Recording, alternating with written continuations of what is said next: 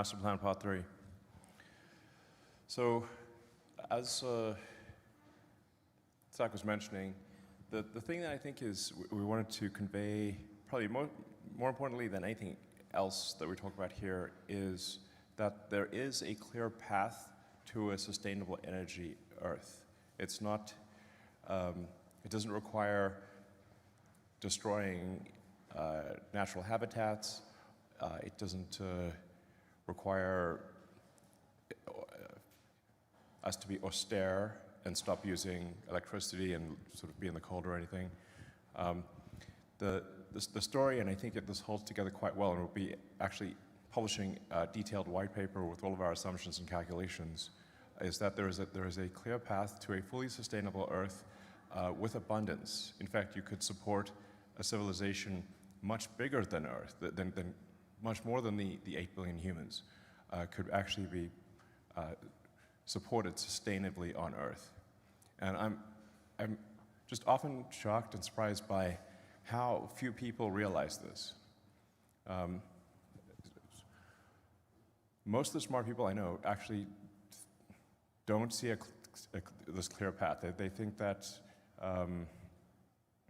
there's not a path to a sustainable energy future, or at least there's not one that is sustainable at our current population, or that would have to resort to extreme measures.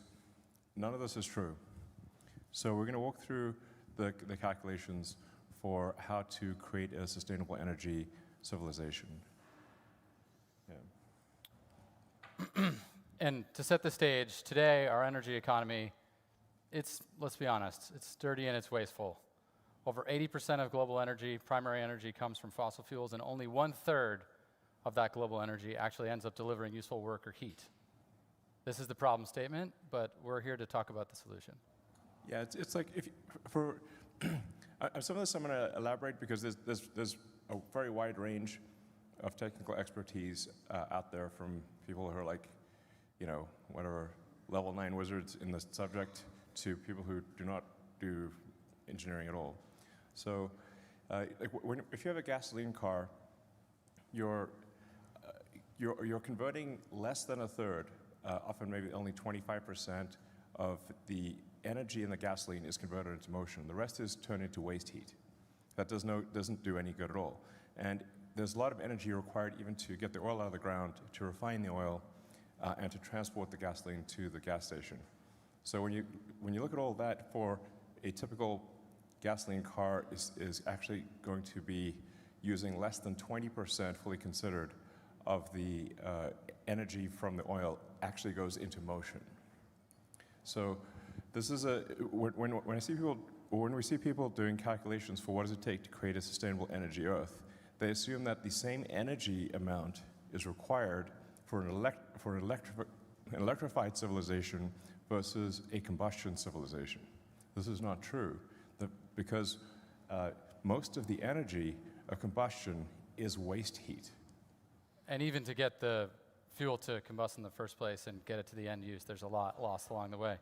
I mean, this is the primary energy consumption, 165 petawatt hours a year.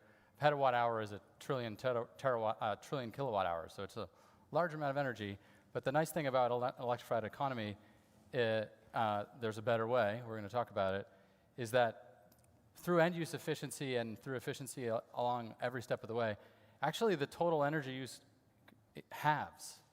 So this is one of the most enabling aspects of electrifying everything, is that the sustainable energy economy is that much easier to accomplish. It's actually half the problem statement of the fossil fuel economy.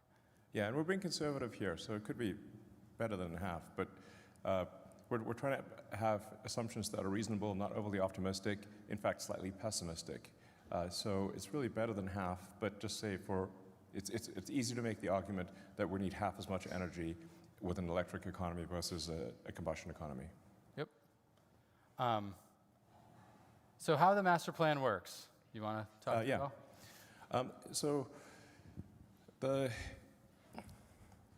thing that is needed at very large scale that is not currently present is a vast amount of battery energy storage.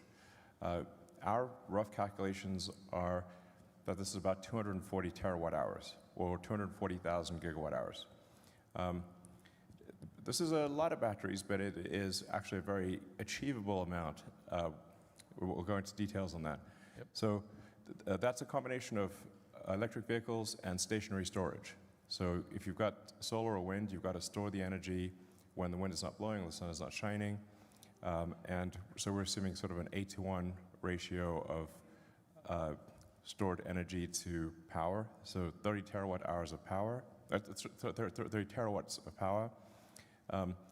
Our actual capital expenditure calculation for manufacturing investment is more like 6 trillion, but we made it higher to make it 10 trillion.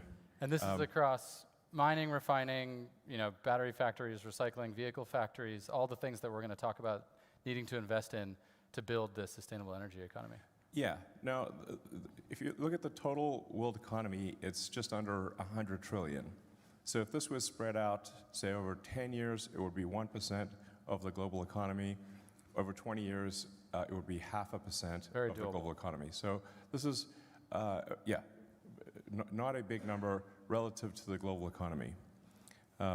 As Drew mentioned, you need about half as much energy with an electric economy versus a combustion economy.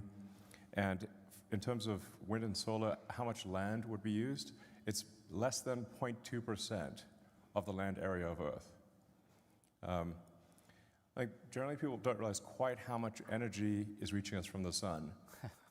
It's roughly a gigawatt per square kilometer.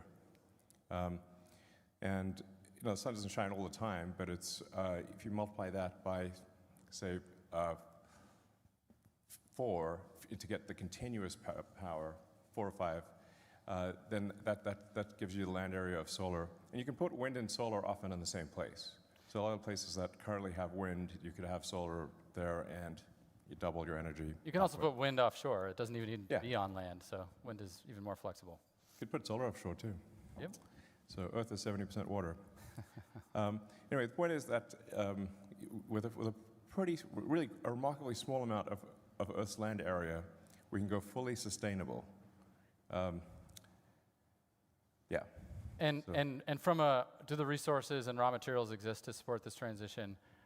We'll go through that in detail, but we do not see any insurmountable resource challenges at all. In fact, in the end, we should be mining less ore to accomplish this economy than we currently do with the fossil fuel economy, and we're going to talk through that. Yeah, just to emphasize that again, the electrified economy will require less mining than the current economy does. Yes. Less, not more. Okay. So this is the plan, and now we'll get into a little bit more of the details of the plan.